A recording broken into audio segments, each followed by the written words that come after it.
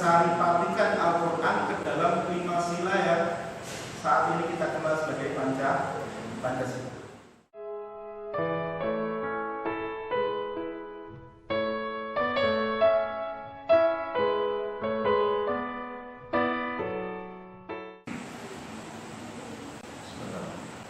Assalamualaikum warahmatullahi wabarakatuh.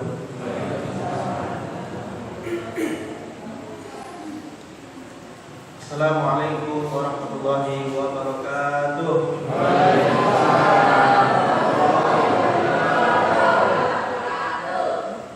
Innallaha sesungguhnya Allah itu ganjil dan suka dengan yang ganjil. Tadi sudah 2 kali. Assalamualaikum warahmatullahi wabarakatuh.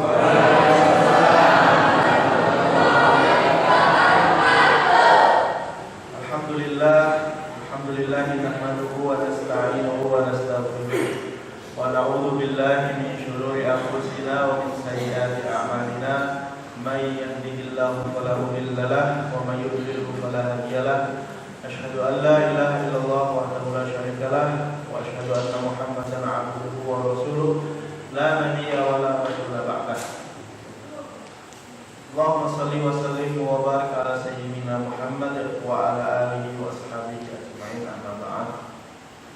Bapak Ibu jamaah pengawasan yang tansah dimuliakan Allah. Alhamdulillah wonten ing dalu menika Allah Subhanahu wa taala paring kenikmatan ingkang sangat kathah dumateng kula panjenengan sedaya. Kapite kula panjenengan sedaya sanajan rada sesek nganggo masker tapi masih bisa bernafas.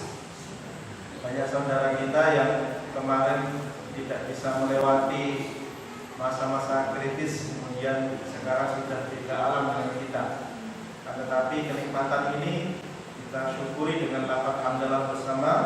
Alhamdulillah. Saderengipun menawi mengke bahasanipun gadung-gadung nggih dipun ngapunten nggih. Amargi kawula niki tesih golongan kaum milenial nggih. Jadi bahasanya campur-campur, kadang-kadang di bahasa Jawa, bahasa Inggris, bahasa Arab, bahasa Indonesia, nggih.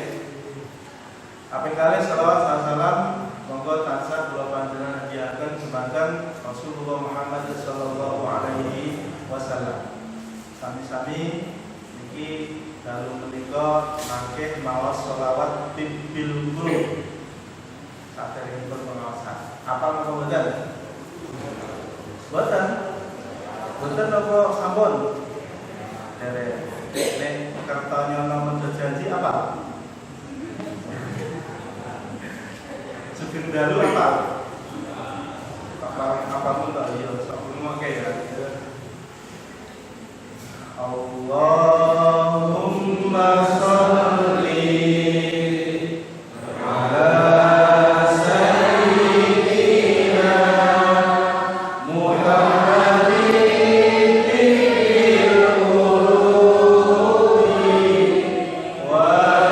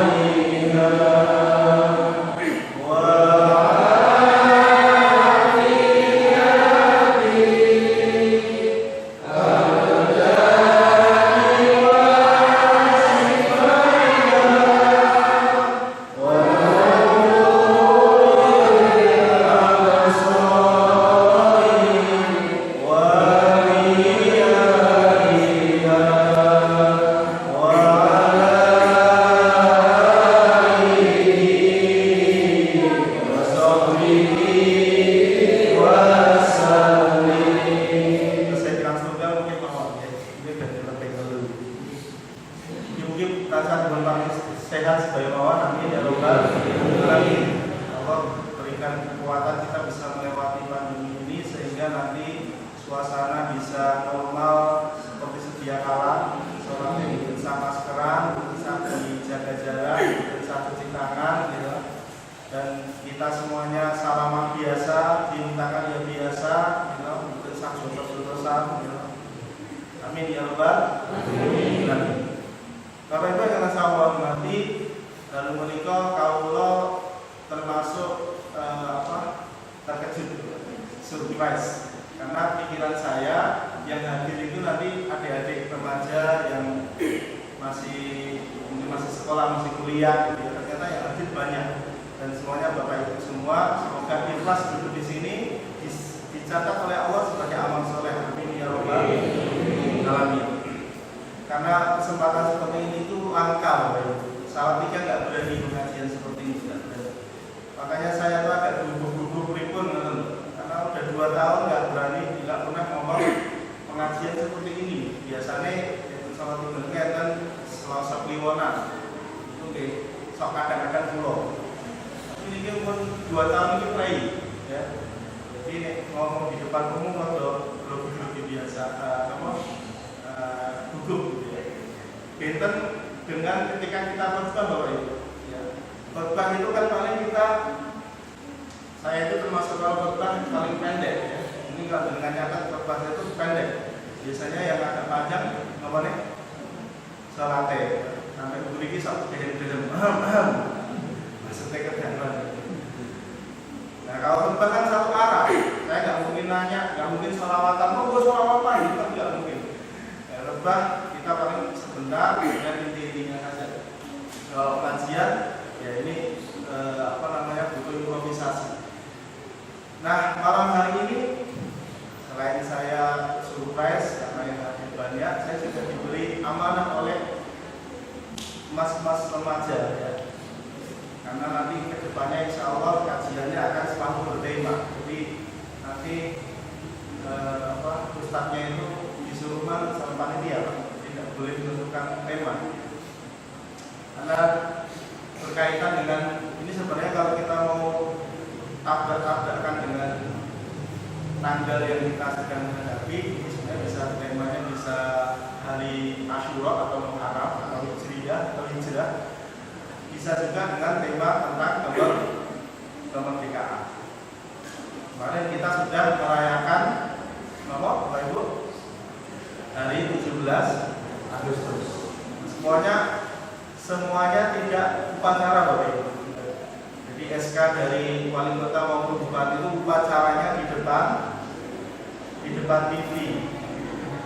Jadi di depan TV, terutama yang pelajar-pelajar sama PNS ini di depan TV nanti suruh hormat ketika menaikkan bendera dan menurunkan bendera, terus disuruh foto. Harus dipoto itu ya hormatnya rampung gitu. Baru kali ini saya dapat momen upacara seperti ini. Nah, Bapak Ibu yang dirahmati Allah, saya ingin membahas mengenai dasar negara kita, yaitu apa? Pancasila. Karena ini kaitannya dengan nasionalisme, dengan ulang tahun kemerdekaan Republik Indonesia. Ini jarang-jarang loh Ustadz atau Kiai bahas tentang Pancasila. Biasanya bahasnya apa? Sholat, gitu, puasa, jamaah dan lain sebagainya. Tapi karena pemuda di sini itu visioner, ya. Pemuda di sini itu sudah punya nama, Bapak Ibu sekarang. Namanya Syabab Al-Muttaqin. Nama? Abab. Syabab itu artinya pemuda yang bertakwa. Amin ya rabbal alamin. Nanti yang punya anak-anak yang kecil-kecil, yang masih kecil, nanti ketika menjadi remaja harus masuk ke Syabab Al-Muttaqin, karena sudah punya program-program yang jelas, insya Allah membina anak-anak kita supaya di masa-masa transisi ini tidak tergelincir. Baik, kembali ke tema, kita akan membahas mengenai dasar negara kita. Dasar negara kita, by the way, adalah Pancasila. Ini kalau tak tanya satu-satu belum tentu hafal loh Pancasila itu. Gimana? Sosial eksperimen itu kan banyak tuh di Instagram atau di YouTube itu. Ditanya di jalan itu, Bapak Ibu hafal bunyi Pancasila? Hafal. 1, ketuhanan yang Maha Esa. 2, keadilan sosial. Bapak Ibu hafal mas biyen pas sekolah. Soalnya dikon menirukan. Jadi sekarang kadang-kadang kita lupa Bapak Ibu ya. Nek zaman dulu pas waktu saya masih sekolah, mungkin dengan tidak alami itu ada lomba ya. Sekarang anak sekarang nggak ada ini. Lomba namanya lomba P4 Bapak Ibu. Masih ingat? Sing seangkatan dengan saya. Nah, ada lomba P4. Itu Bapak Ibu, Masya Allah ya, itu waktu zaman Pak Harto. Itu kita tidak hanya menghafal 5 sila saja, plus kita menghafal butir-butirnya. Jadi ketuhanan yang Maha Esa, butirnya ada berapa? Kalau nggak salah 8 ya, plus kemanusiaan ada berapa? Itu dilombakan, menang tingkat kabupaten, maju ke provinsi dan seterusnya. Sekarang enggak. Maka tidak heran anak-anak ini kadang-kadang ditanya Pancasila sudah apa? Pancasila aja tidak apa, apalagi surat Al-Mulk gitu. Oke, kita langsung. Bapak Ibu, by the way, para founding fathers kita pendiri negara Indonesia ini ya, ketika merumuskan negara ini ternyata sangat brilian, sangat cerdas dan membuat dasar negara ini mensaripatikan Al-Quran ke dalam 5 sila yang saat ini kita kenal sebagai Pancasila. Nah, hubungannya dengan Islam apa? Karena sekarang ini kita sedang berada di zaman di mana umat Islam selalu dibentur-benturkan, selalu diadu domba, benar? Ya. Sing gunut ya sing ora gunut, sing tahlilan ya sing ora tahlilan, sing milih 01 dan 02 semuanya sama-sama Islam. Tapi ternyata nggak bisa rukun gara-gara itu. Nah, di sini kayaknya enggak ya. Gimana kita di sini? Di sini kompak ya. Jadi kondisi kita sekarang seperti itu. Nah, sehingga perlu kita menggali lagi sejarahnya bagaimana kan. Dulu ketika negara kita berdiri, kemudian Pancasila dipilih sebagai dasar negara, ternyata dari 5 sila itu semuanya ada di dalam Al-Quran. Jadi maka coba sekarang gini, bisa panjenengan diberi amanah untuk mendirikan sebuah negara. Kira-kira yang dilakukan pertama kali apa? Nyari apa? Nyari rakyat, nyari dukungan, apa nyari apa? Tentu saja kita akan membuat fondasi, benar nggak? Asas negara kita itu apa? Karena kalau tidak ada asas negaranya, nanti negara ini mau dibawa kemana itu nggak tahu. Kayak lagunya Armada ya, mau dibawa kemana hubungan kita ya. Jadi nggak jelas nanti mau dibawa kemana. Sehingga pendiri negara kita membuat 5 sila ini yang kemudian dikenal sebagai Pancasila. Langsung sila pertama. Sila pertama adalah apa? Kedua, sila 1 dulu Pak. Ketuhanan yang Maha Esa. Sehingga apa ya? Begini ya? Apa ya? Ketuhanan yang Maha Esa. Sila 1, ketuhanan yang Maha Esa. Kalau di dalam Al-Quran banyak sekali yang menyebutkan mengenai ini. Dan alhamdulillahnya yang match, yang cocok dengan sila pertama ini dari 6 agama yang diakui di Indonesia, sepertinya adalah agama Islam. Sepertinya apa yakin? Yakin ya? Kalau kita yakin, karena Tuhan kita satu, Qul huwallahu ahad. Agama yang lain apa? Nasrani, Katolik, Hindu, Buddha, kaum Muslim itu masih mengandung Tuhan yang lebih dari satu. Benar apa? Kalau agama Islam Qul huwallahu ahad, ini sudah paten ya. Tuhan satu itu harga mati. Tidak boleh ada Tuhan yang lain kan gitu. Tidak boleh ada Tuhan akik, tidak boleh ada Tuhan batu, tidak boleh ada Tuhan pohon meses, tidak boleh ada Tuhan dukun, Tuhan bintang, Tuhan matahari dan lain sebagainya. Ya. Apabila ada Tuhan yang lebih dari satu, pasti akan terjadi kerusakan kan begitu. Nah, kalau di agama lain, agama apa? Misalnya agama Nasrani. Kalau kita bahas ini panjang sekali karena mereka ada Tuhan Anak, Tuhan Bapa, ada Roh Kudus, kemudian apa lagi? Misalnya agama Hindu itu punya dewa banyak sekali. Ada dewa utama, ya. Dewa utamanya ada 3, yaitu Siwa, Wisnu, Brahma. Ya. Ada 3 dewa utama, dewa pelindung, pencipta, perusak. Nah kalau kita nggak begitu, kita itu ayatnya banyak. Wa ilah, saya dengar apa aja ya? Wa ilahukum ilahu wahid. Ya kalau tahlilan, sering tahlilan bukan begitu. Namanya ada tahlilan Pak, kalau cepat. Bukan. Saya usulkan malam Jumat Pak. Jadi setiap habis maghrib malam Jumat tahlilan singkat. Supaya apa? Kalimat thayyibah gitu. Wa ilahukum ilahu wahid.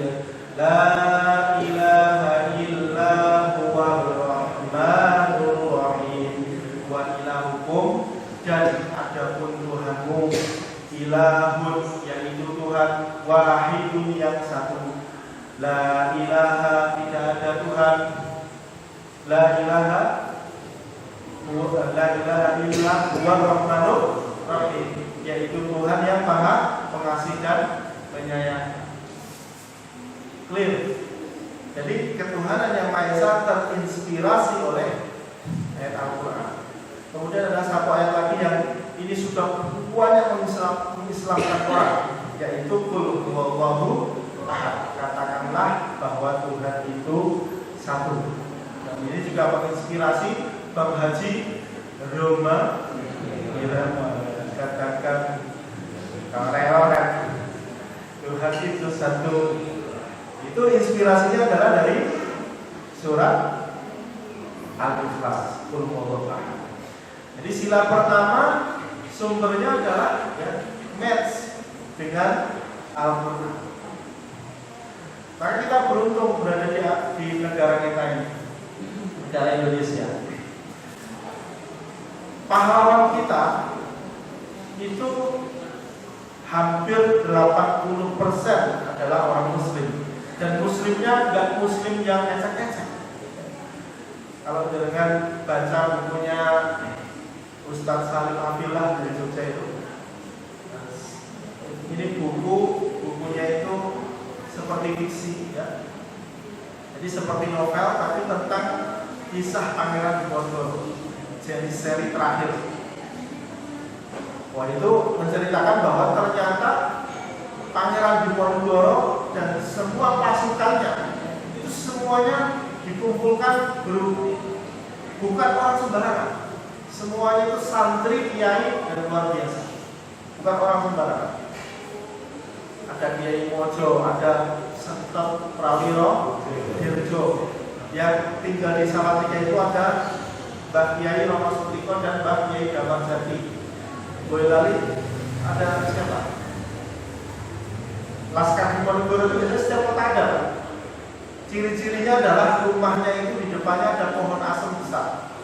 Jadi kalau mbah kita di rumahnya di depannya ada pohon asem, kita kan kelewatan beberapa generasi dari Pangeran Diponegoro.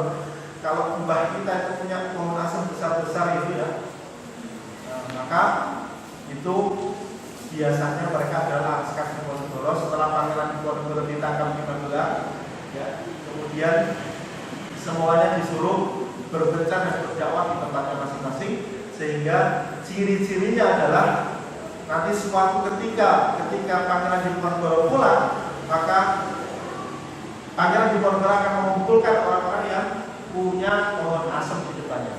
Pohon asem itu dari kata wak tasimu. Jadi Jawa jadi asem. Punya pohon asem itu Laskar Pangeran Diponegoro. Sumatera, pahlawan kita yang beragama Islam, ada pangeran Tuanku Imam Bonjol Nyadin, agama Islam. Teuku Umar, Teuku Ciditiro, Sultan Hasanuddin, siapa lagi? Sultan Ageng Tirtayasa. Banyak pejuang kita yang adalah beragama Islam. Kemudian ada HOS Cokro Aminoto, Haji Umar Said Cokro Aminoto, pendiri Syarikat Islam. Zaman dulu haji itu bukan hanya sekedar duit-duit banyak, karena dulu kalau berhaji itu 1 sampai 3 tahun. Jadi pokoknya niat lillahi ta'ala yang mati haji.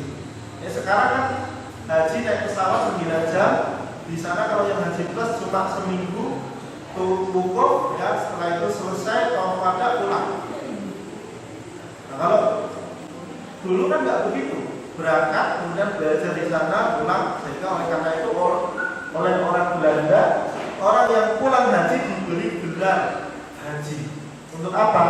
Untuk membedakan apakah dia ini otaknya sudah dipengaruhi oleh pergerakan di Timur Tengah atau belum. Jadi sekarang sepertinya sebenarnya gelar haji itu udah nggak relevan, nggak perlu. Jadi misalnya nanti dengan pulang haji, nek orang dijelur haji orang sah dulu. Di tempat saya ada begitu, di ibu-ibu sudah haji itu semua cucu-cucunya kalau panggil disuruh Bu Haja, Haja putunya Dewi, nggak perlu. Dan dipanggil haji orang PTN, orang Wopo. Nah kembali ke laptop. Ternyata banyak pejuang kita semuanya adalah orang Islam. Dan ternyata rumah yang digunakan untuk mengembangkan proklamasi juga adalah wakaf dari mbahnya Yusuf Marta ya. Nah, Yusuf Marta yang ternyata adalah juga agama Islam.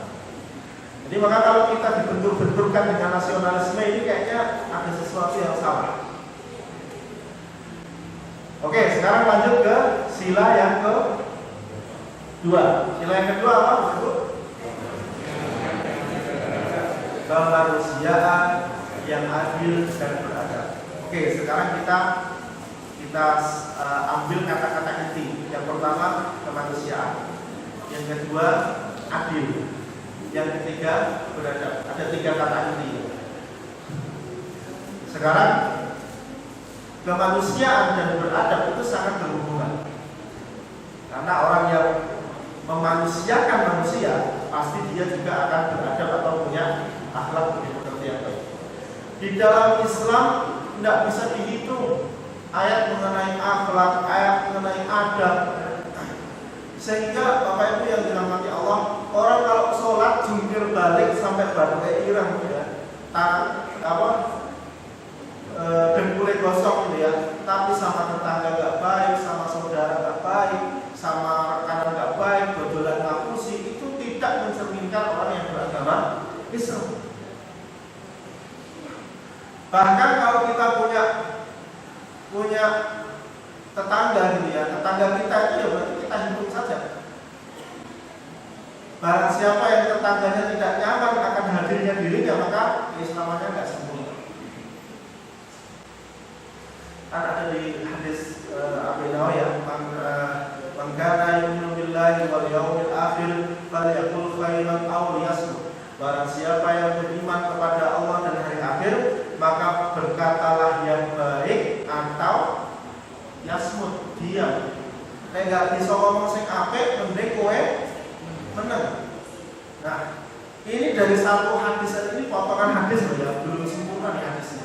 Dari satu potongan hadis ini sudah mencerminkan luar biasanya agama Islam. Betapa banyak permusuhan yang hanya disebabkan oleh apa nih? Mulut. Mulut ini sumber perpecahan. Ketoknya kenapa sini godol, bercanda, tapi ternyata dimasukkan ke hati dan tidak mau minta maaf dan tidak mau memberi maaf. Akhirnya jadi musuh-musuhan. Awas ya, ngomong nyelekit laki-laki sama balume ya, lidah tak bertulang, kemudian disimpan di hati dan perkataan itu sampai membekas sehingga kemudian anak-anaknya semuanya dimusuhi. Tapi kita tadi bu, bertaubatlah, bertaubatlah.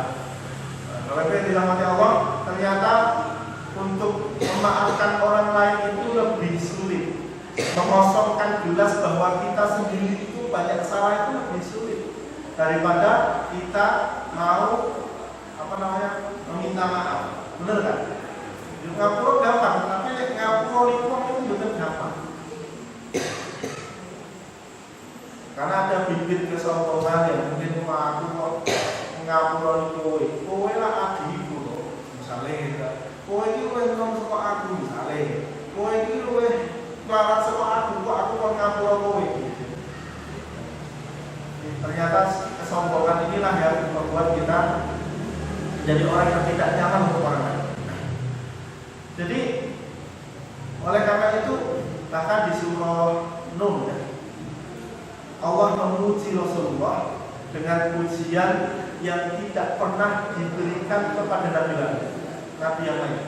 Wa innaka la'ala khuluqin 'azim, dan sesungguhnya engkau wahai Muhammad itu sungguh-sungguh di atas akhlak yang mulia. Maka Bapak Ibu, orang yang berakhlak mulia itu diamnya aja itu nyeneng ya Pak. Diamnya itu udah bikin tenang gitu ya. Apalagi kalau sampai ngomongnya itu nanti sudah pokoknya kalau akhlaknya itu sudah bagus, akhlak kepada sesama bagus, kepada Allah bagus, sudah enaknya oke. Kita duduk di sampingnya itu bisa lama betah duduk di sana. Kita bertamu atau ditamui oleh dia itu bisa lama. Tapi kalau akhlaknya nggak jelas ya, ngomong nyelekit, ya, sombongnya keluar terus, ya kita nggak nyaman. Benar. Ya, maka jangan jadi orang yang seperti ini. Jadi di sila kedua ini pembuat negara kita ini ya, pemimpin kita ini tahu betul bahwa ternyata adab itu adalah sumber dari ketentraman dalam kehidupan bernegara kita. Di dalam Al-Quran dijelaskan di surah Al-Hujurat, ya ayyuhan nasu inna khalaqnakum min dzakarin wa untha wa ja'alnakum syu'uban wa qabaila lita'arafu inna akramakum indallahi atqakum innallaha alimun khabir. Kurang lebih basa berbingune, wahai sekalian manusia, ya ayyuhan nas, inna khalaqnakum, sungguh kami menciptakan kamu, min dzakarin wa unsa, dari laki-laki dan perempuan, wa ja'alnakum syu'uban wa qabail, dan dijadikan bersuku-suku, berbangsa-bangsa, lita'arafu, untuk saling mengenal. Inna akramakum, sesungguhnya yang paling mulia di antara kalian adalah atqakum, orang yang bertakwa. Jadi kita ini sebenarnya sama. Prinsip persamaan, prinsip keadilan itu diajarkan oleh Al-Quran. Yang hitam sama dengan yang putih, yang tinggi, yang rendah sama, yang kaya, yang miskin, cuma beda angka. Benar gak? Coba siapa yang paling kaya di sini? Coba. Orang yang paling ngaco ya, bukan nama petugas pajak Pak. Sing paling miskin itu, ya orang ngaco juga ya. Berarti kita semuanya sebenarnya nggak pede. Aku ini suka orang gitu ya, nggak pede ya. Tapi percayalah bahwa sebenarnya kaya dan miskin itu hanya angka. Umur itu juga hanya angka, benar nggak? Kita yang paling sepuh ketika 70, 80, 7 tahun. Yang paling muda ada itu ya. Tapi yang paling sepuh Pak Rakaku ya. Tapi itu sebenarnya hanya angka Bapak Ibu. Ternyata kematian juga tidak melihat angka itu. Ternyata yang dilihat oleh Allah adalah ketakwaan kita semua. Bisa jadi sujud kita tadi pas kita sholat isya itu adalah sujud yang bisa membebaskan kita dari api neraka. Kita kan nggak pernah tahu amal mana yang diterima. Kita nggak pernah tahu sholat kita yang kapan yang diterima. Oleh karena itu ya pokoknya waktu sholat ya sholat. Karena kita nggak pernah tahu yang diterima yang mana. Ya sing rak sholat kan mesti ngene. Sholat apa kawan kita apa daripada kawan kita apa yang penting orang sholat. Itu jenenge setan Bu. Jadi nek enten sedherek jenengan sing ngomong ngoten, oh sedekah ora ditampa karena ditampa ora ikhlas mending tak sedekah. Daripada kowe sedekah ora ikhlas mending ora usah sedekah itu. Itu jenenge setan. Yuwas wisu fi sudurinas minal jinnati wan nas. Nek sing ngomong ngoten itu manungsa dibaca kayak kursi mboten mempan. Diwaca kayak kursi mboten mempan. Tapi nek setan beneran maca a'udzubillahi minasyaitonir rajim nyemplungke kotak kunting. Itu setane lho. Tapi nek manungsa alah nyemplungi fakok sewu. Ngoten niku mboten sah diwaca kayak kursi, golek kursi terus digalang kursi. Ya begitulah gitu. Balik ke laptop ya. Jadi ternyata akhlak ini menjadi barometer. Betapa banyak ulama yang membuat buku. Ketika dia membuat buku mengenai fikih, jago Pak. Buku tentang fikih jago. Syarat sah sholat, syarat sah wudu ya. Syarat zakat atau pengajian tentang fikih itu jago.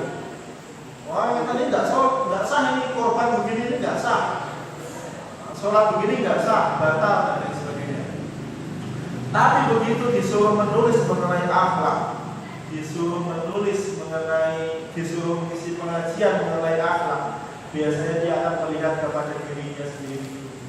Sudahkah akhlakku seperti yang aku tulis? Sudahkah akhlakku seperti yang aku omongkan? Makanya buku-buku kitab-kitab tentang akhlak biasanya ditulis oleh mereka yang benar-benar sudah selesai dirinya dengan akhlaknya, sudah selesai kehidupannya dengan akhlaknya. Nah, kita mau ngomong-ngomong akhlak tapi mau cek ngadeg lebu main kok cek dudas-dudus gitu ya. Terus udah mulai tangi turu ulung dongon ya, akhlaknya belum benar gitu loh. Okay. Akhlak itu kalau kata Imam Ghazali adalah segala sesuatu yang dia tidak sadar melaksanakannya, tapi sesuatu itu sesuatu yang baik, itu sudah jadi akhlak. Jadi misal dengan begitu krungu azan langsung siap-siap wudu makan di masjid, tapi jenengan sudah otomatis, jadi tidak usah dioyak-oyak, tidak usah menteni dioprak-oprak, itu harus jadi akhlak. Begitu ada orang berbuat salah, tenggalan, jenengan disalib, sing nyalip rodok nyenggol sidik, terus jenengan metu kebun binatangnya, nah itu akhlak. Tapi nek sing metu astagfirullahaladzim, kok ana manusia model kaya ngono iki. Nah itu akhlaknya. Gitu ya. Jadi akhlak itu nggak perlu kita mikir untuk melaksanakan. Ini silakan juga. Jadi prinsip persamaan, keadilan dan persamaan. Maka dalam Islam semuanya diatur dengan detail, bahwa yang miskin dan yang kaya itu sama, yang hitam dan yang putih itu sama, yang konglomerat sama, haknya sama di mata Allah dan di mata hukum. Ini prinsip sila kedua. Lanjut, kita lanjutkan ke sila ketiga. Ingkang tujuh alih resih, monggo sambil diminum, sambil dimakan jajannya. Jangan masih sing kelas nyuwun melih. Karena santri terbiasa nih. Jam 12. Jangan usah pakai tanya jawab ya. Saya takut tidak bisa jawab Pak. Sila ketiga nomor Bapak Ibu Persatuan Indonesia. Allah mendikau Al-Quran wa'tasimu bihablillahi jami'an wala tafarraqu, dan berpeganglah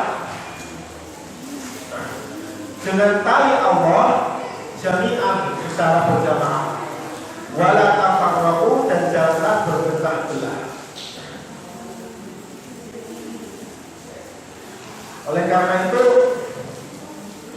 agama Islam itu tidak pernah mengiyakan perpecahan, walaupun secara sejarah biasanya karena motif politik itu terjadi perpecahan. Ini dibahas ceritanya panjang. Dulu ketika Rasulullah meninggal, itu langsung terjadi perpecahan. Jangankan kita milih takmir, milih presiden, milih DPR, perpecahan itu udah wajar, apalagi orangnya tidak begitu paham, gitu ya. Nggak banyak literasi, bukan banyak membaca, tidak banyak mendengar, tidak banyak informasi yang bagus, sehingga terjadi perpecahan. Kita itu masalah klasik kita adalah terlalu mudah diprovokasi. Benar apa benar? Kita itu tabayunnya kurang, klarifikasinya kurang. Misal dengan diomongi, halo, masih ini loh, awal ilmu dari mana? Waktu ini pun jenengan secara otak bawah sadar langsung percaya loh. Kayak jenengan lihat iklan. Iklan apa ya ini contoh ya. Iklan apa Pak? Apa nonton TV? Kita tuh harus percaya gitu. Otak bawah sadar kita tuh selalu mengatakan begitu. Iya, dia begitu gitu. Sehingga tabayun kita tuh kurang, klarifikasi kita itu kurang. Apalagi kalau beritanya itu negatif. Wah, itu cepat sekali kita mempercayainya. Benar nggak? Wah, udah boleh bapak kayak baksonya dikai apa Pak? Kayak dunia ayam kayak PTM mati loh kayak. Ya kayak PTM mati ya, iyalah. Masalah sih goreng. Nah, kita langsung diterima. Itulah kelemahan kita, sehingga sangat mudah dipecah belah. Nanti begitu musim pilpres, musim pilihan, berita yang paling banyak dicari, di like, di share, di komen adalah berita negatif. Ini sudah terjadi sejak media sosial mulai naik. Waktu itu tahun 2004, masih ingat dengan mungkin yang seangkatan saya ke atas, kita masih ingat waktu itu adalah eranya Pak SBY. Pak SBY itu jago pencitraan luar biasa, sehingga itu di lingkaran kami di kampus itu adalah orang-orangnya Pak SBY, ya, orang-orang yang Demokrat itu tahu betul strateginya harus seperti apa di media sosial, dan itu berlanjut sampai dengan saat ini. Sehingga Bapak Ibu yang dirahmati Allah, yang seperti ini itu kalau kita saringannya nggak kuat, maka kita akan menerima informasinya dengan mentah-mentah, dan kita mudah terpecah belah. Maka sikap kita sebagai seorang muslim adalah siapapun yang terpilih, siapapun yang dijelek-jelekan, belum tentu kita itu lebih bagus daripada yang dijelek-jelekan. Nanti kalau sudah mulai pilihan, pasti yang mendukung A akan menjelekkan B, yang mendukung B akan menjelekkan A. Sehingga sikap kita adalah belum tentu kita lebih baik daripada yang kita jelekkan. Jangan sampai pemilu membuat kita memakan daging saudaranya sendiri. kemudian terpecah. Wala tafarraqu, dan jangan terpecah belah. Ini sila ketiga itu tentang persatuan. Ketika Rasulullah meninggal, sahabat langsung terpisah. Ada yang ahlul bait mengurusi jenazah Rasulullah. Kemudian para sahabat senior semuanya berkumpul di Saqifah Bani Sa'idah. Kalau dengan kesempatan datang di Madinah, nanti itu sudah menjadi sama. Di Saqifah Bani Sa'idah itu orang-orang asli Ansor ya, orang-orang Ansor itu bermusyawarah di situ, kemudian didatangi oleh orang-orang Muhajirin, kemudian di situ terjadilah baiat kepada Sayyidina Abu Bakar. Ini perpecahan pertama. Setelah itu nanti berpecah lagi ketika Sayyidina Abu Bakar meninggal, terus nanti ada Bani Umayyah, Bani Abbasiyah, dan seterusnya sampai nanti Khilafah Utsmaniyah. Dan itu semua terpecah belah seperti itu. Tapi barokah terpecah belah itu ya akhirnya kemudian Islam menyebar sampai mana-mana. Jadi pusat pemerintahan Islam pernah berpindah dari Madinah, pindah ke Irak, kemudian pindah ke Turki ya. Mungkin suatu ketika nanti akan pindah ke Indonesia, bisa jadi.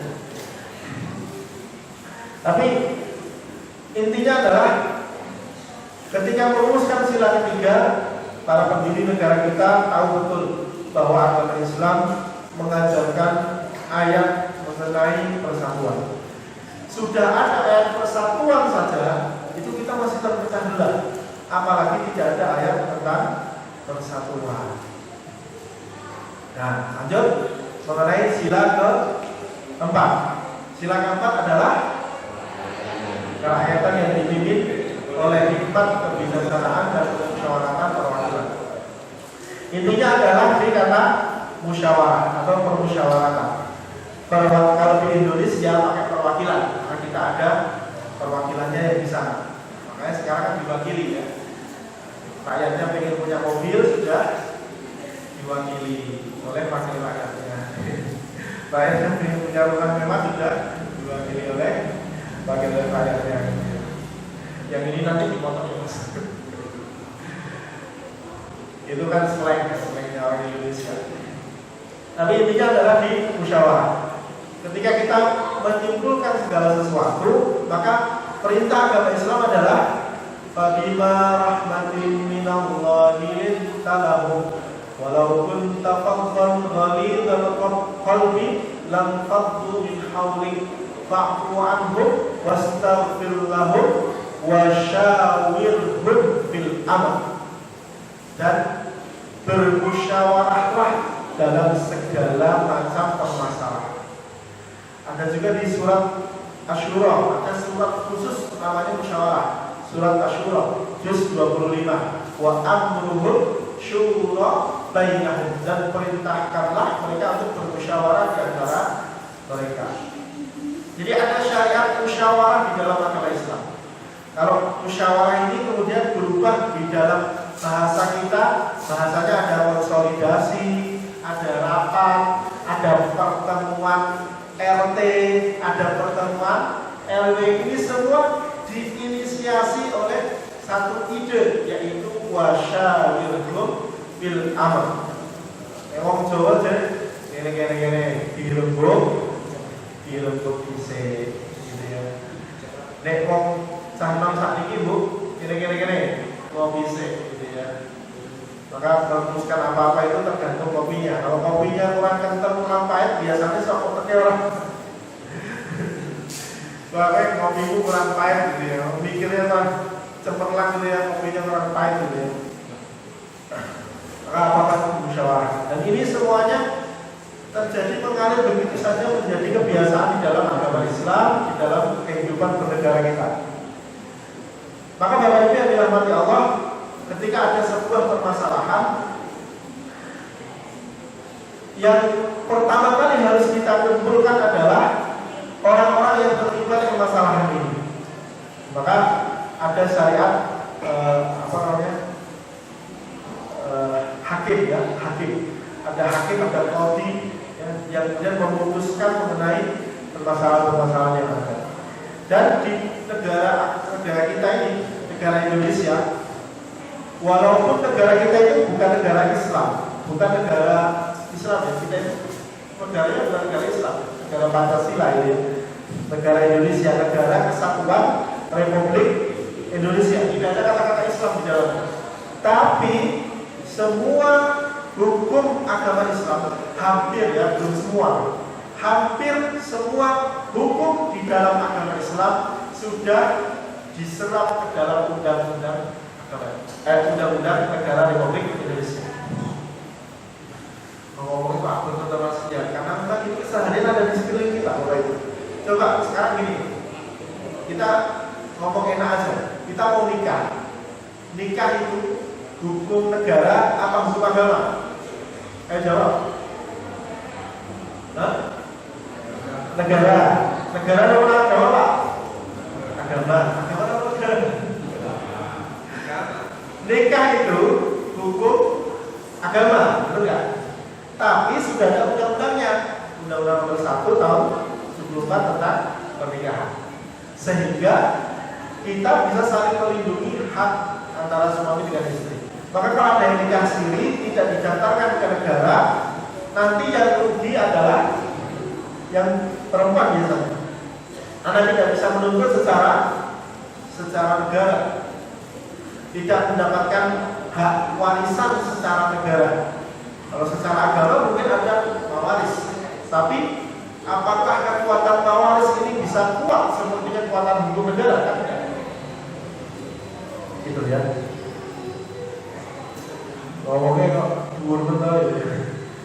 Contoh misalnya, wakaf, perwakafan. Itu ada undang-undang tentang wakaf tahun 2004. Sekarang misal masjid itu kalau ini saya tanya, kalau saya punya tanah atas nama saya, terus saya wakafkan jadi masjid, tapi saya masa bodoh dengan undang-undang wakaf. Terus aku pokoknya pasrah kalau Pak Silo, nyinongko sesepuh mantening dusun menika, Pak, jenengan seksekaken menika tanah menika kula wakafaken dados masjid jenenge Darut Taqwa. Darut Taqwa. Darut Taqwa. Panjenengan openi Pulau Solo supaya ini menjadi kilami. Oh ini Pak Dil. Nah, wakaf itu kan rukunnya ada wakaf, mauquf alaih, ada nadir. Wes, saya wakafkan tanah bla. Tapi tidak dicatat di KUA, tidak ada sertifikat wakafnya. Nah, anak saya tahu, anak saya yang nomor 1 tahu bahwa ayahnya mewakafkan tanah. Tidak masalah, anak tahu. Anak saya punya anak, jadi cucu saya. Delalah itu bahasa Indonesia apa? Delalah anak saya itu kok diberi kesempatan untuk ekonominya bagus. Ya, mungkin jadi pengusaha atau jadi apa gitu ya. Jadi ayahnya punya tanah itu nggak mulik-mulik. Aku betul lah, sebelum kurang-kurang hektar gitu. Anak saya. Nah, delalah anak saya ketika akhir hayatnya itu ya. Saya nggak doakan tapi kasih contoh ya. Ternyata akhir hayatnya diberi cobaan oleh Allah, hartanya ditipu dan lain sebagainya itu ya. Punya anaknya tidak berkesempatan memiliki ekonomi yang baik. Tapi anak saya tahu bahwa Mbah Samsul itu dulu pernah mewakafkan tanah saiki dari masjid Darut Taqwa. Datanglah ke Darut Taqwa, Pak Silo sudah tidak ada. Terus putunya Pak Silo atau siapa putunya siapa yang jadi takmir, Pak Takmir. Ini masjid ini itu dulu adalah tanah dari eyang saya, eyang Samsul. Dan buktinya mana? Ini sertifikatnya atas nama Samsul Arifin. Ini adalah eyang saya. Ibu saya nggak mengurus, tapi ini eyang saya adalah ahli waris. Nah sekarang saya tuh nggak punya rumah, saya harus kontrak kesana kemari, saya nggak punya rumah, saya ingin menjadikan masjid ini sebagai rumah saya. Terus akhirnya karena putu saya ini tinggal di Kalimantan atau tinggal di mana, tidak ada yang kenal sama orang sini.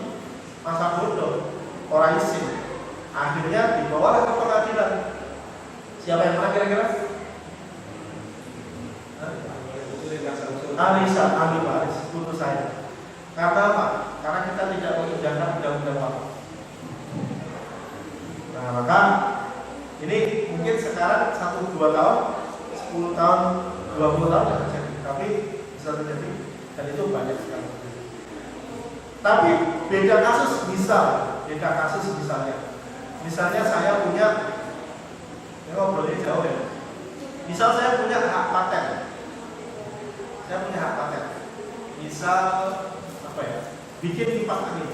Saya punya teknologi bikin kipas angin. Sing kipas angin ini sama bumi. Orang belum bikin TikTok tapi sama bumi. Sama bumi kucing. Itu teknologi yang saya ciptakan. Kemudian saya daftarkan ke hak paten. Nah, maka setiap perusahaan yang menggunakan teknologi saya itu harus membayar hak paten saya, ya, untuk menggunakan itu. Jadi nanti saya bayar tuh Mas Pion, Syaf, itu bayar ke saya. Tapi saya wakafkan. Saya punya hak paten kipas angin yang bisa muter-muter dewe. Saya wakafkan hak paten saya untuk Masjid Darul Mutakin. Kalau nanti saya meninggal dunia, semua perusahaan yang menggunakan teknologi saya itu harus bayar kepada Darul Mutakin. Saya daftarkan, saya urus. Kira-kira mana yang cerdas? Yang tadi nggak mau urus tentang wakaf, atau saya yang mau uruskan hak paten kemudian saya wakafkan? Mana yang cerdas? Yang urus hak paten. Nah, maka Bapak Ibu, di Indonesia ini walaupun bukan negara Islam, tapi undang-undangnya sudah banyak.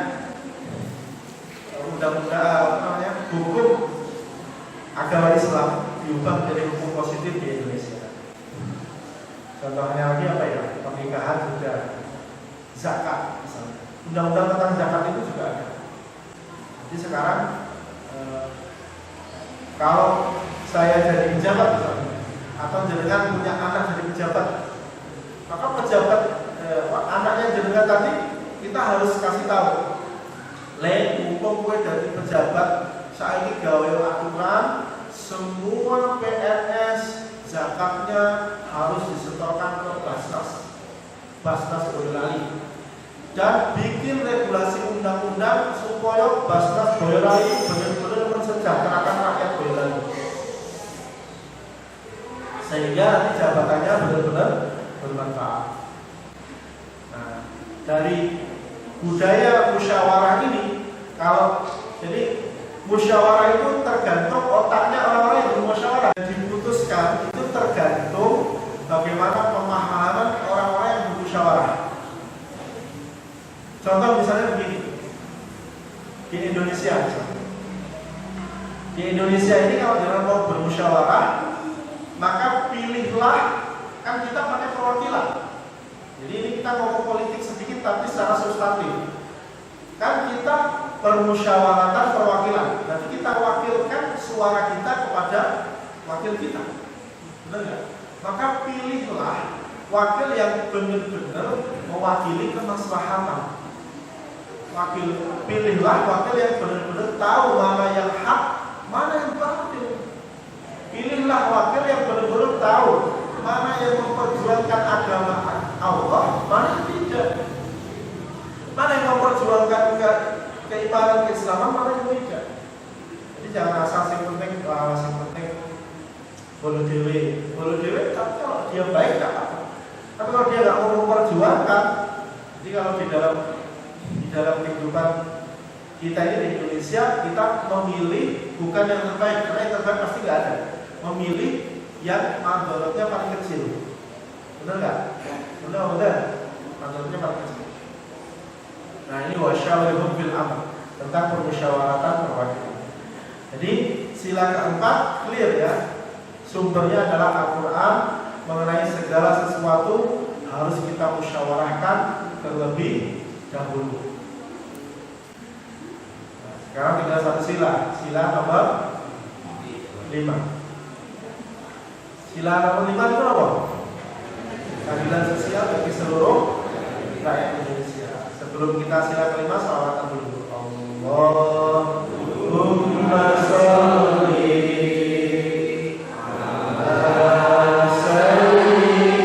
Muhammadin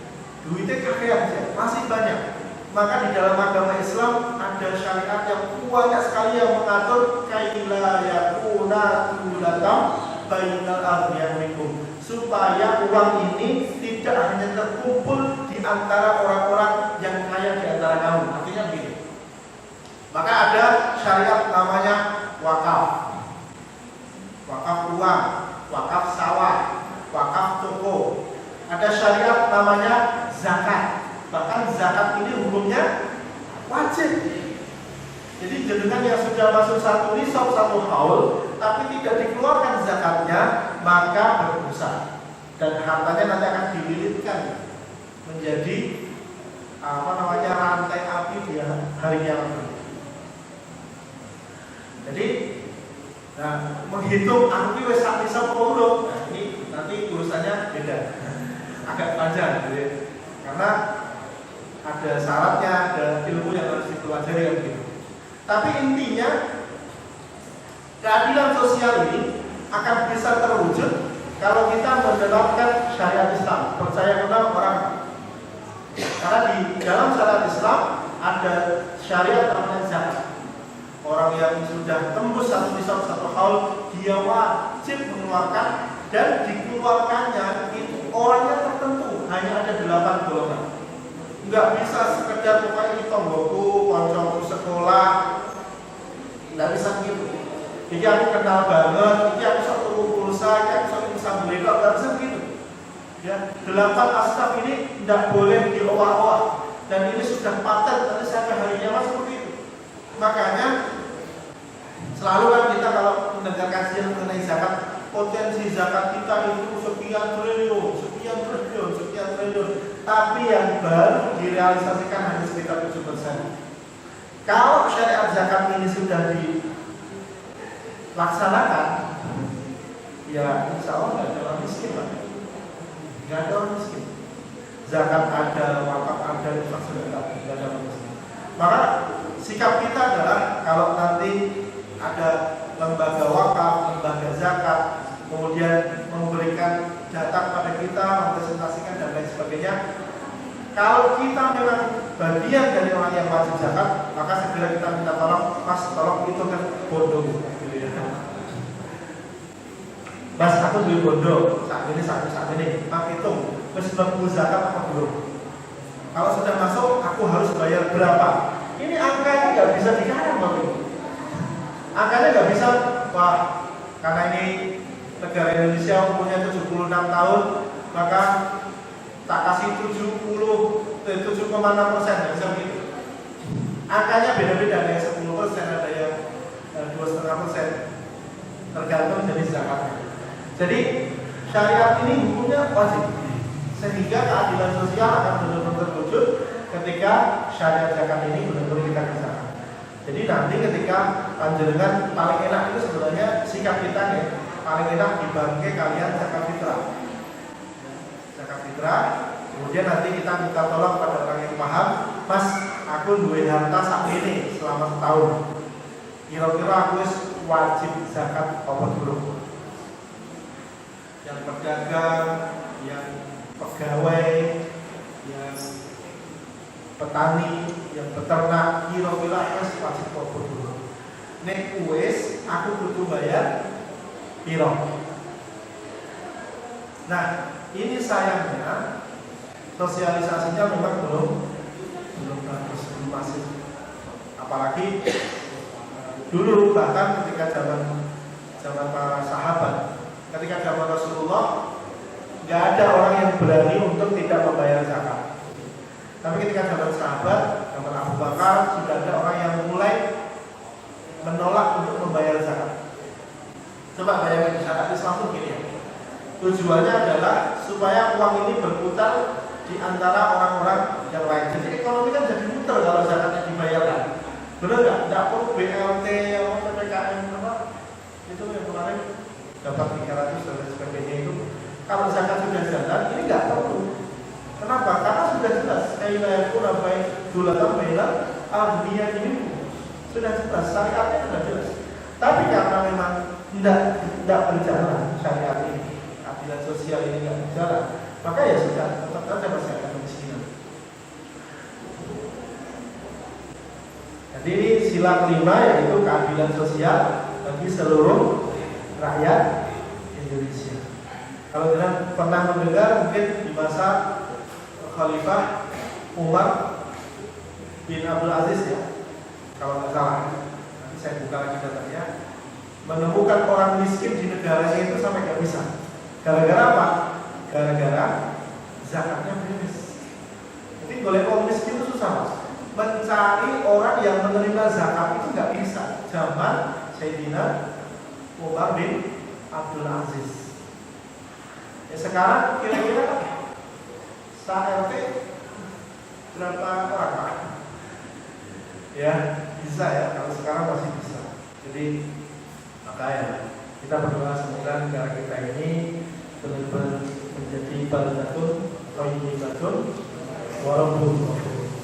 Kalau kita bahas mengenai itu rasanya nggak cukup kita mengajian satu jam, tapi kita memberikan sumbangsi doa dan juga kita persiapkan generasi penerus kita, anak-anak kita untuk bisa memimpin negara ini, bisa menggantikan yang saat ini menjadi memimpin negara ini dengan amanah, dengan kepemimpinan yang lebih baik.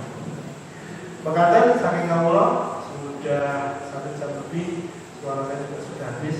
Semoga bermanfaat. Saya wonten mengucapkan syukur dan pangapunten. Insyaallah ketemu lagi kesempatan yang lain.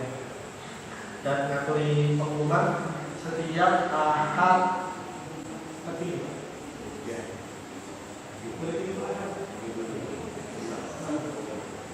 Ahad pagi, setiap Ahad pagi di masjid ini itu ada pengajian simaan Al-Quran. Silahkan ikut sholat subuh jamaah, mendengarkan bacaan Al-Quran 1 juz, kemudian zikir, kemudian pengajian tausiah, kemudian dilanjutkan sholat syuruk minimal 2 rakaat. Insya Allah kita mendapatkan pahala kahaji wa umrah tamatan seperti orang melaksanakan haji dan umrah secara sempurna. Jadi sekarang haji sama umrah lagi ditutup, lockdown, PPKM ya di sana. Indonesia belum boleh. Ini rencananya mau ada boleh umrah tapi nggak tahu ya. Tapi kita bisa dapat pahala haji umrah dengan cara melaksanakan itu. Nggak usah nunggu lagi juga kalau dengan setiap tapi ODWA juga ini bareng-bareng kan seru gitu. Tapi juga ada wedangnya insya Allah.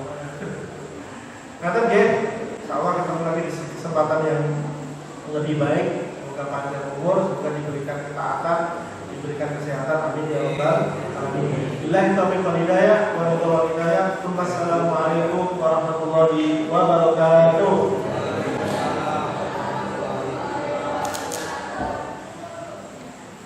Jadi para jemaah rumah putri mekaten pengawasan ingkang sampun kabrakan saking panjenenganipun Bapak Samsul Arifin, mugi sedaya dados pangatosan kula panjenengan sami sehingga datang ketakwaan keimanan kita kepada Allah Subhanahu wa taala. Nanti acara kajian pun untuk saking remaja masjid ada pengumuman sakit matur beda sakit gawat tutup.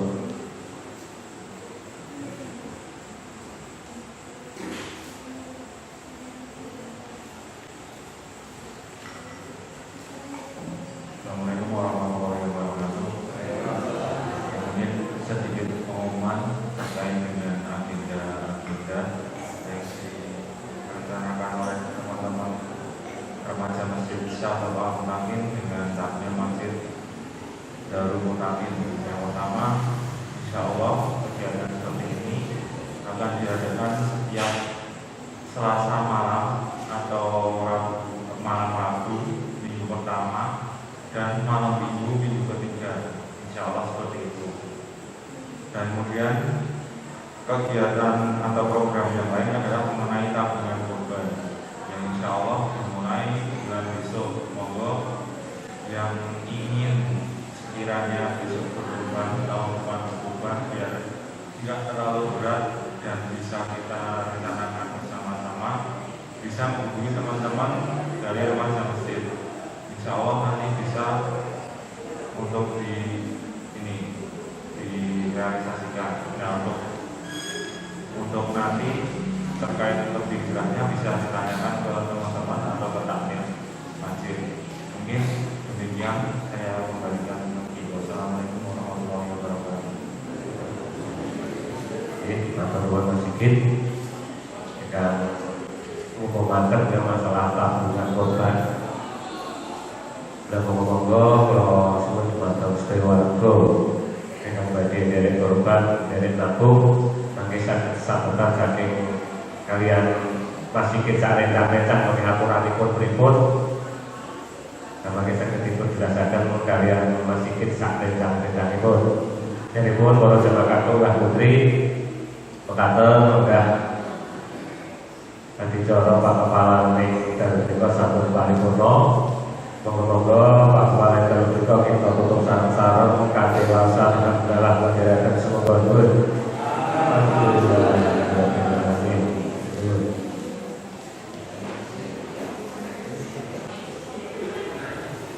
Allah